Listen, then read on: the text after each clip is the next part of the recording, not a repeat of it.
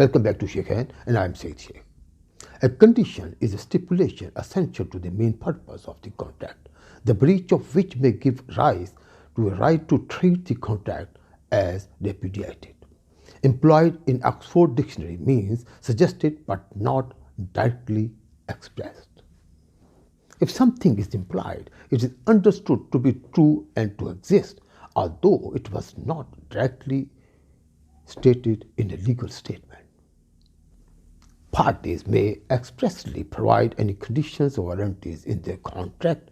For example, for a sale of red saree to be worn by a woman at a function on a particular day, it is express condition that it should be red saree for a particular day, tailored as per the requirement, colored as per the approved sample, and should reach on time. But is there any other condition?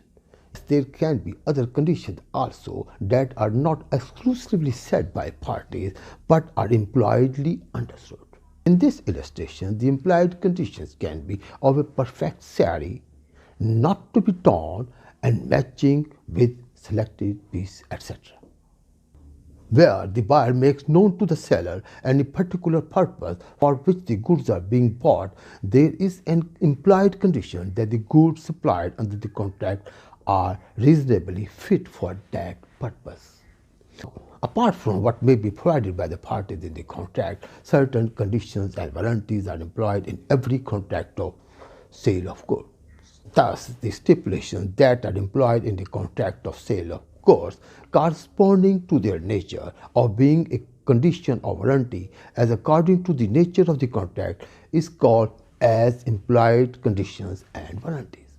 So, important thing is that such unexpressed, that is implied conditions and warranties are binding in every contract unless they are inconsistent with any express condition and warranty agreed by the parties.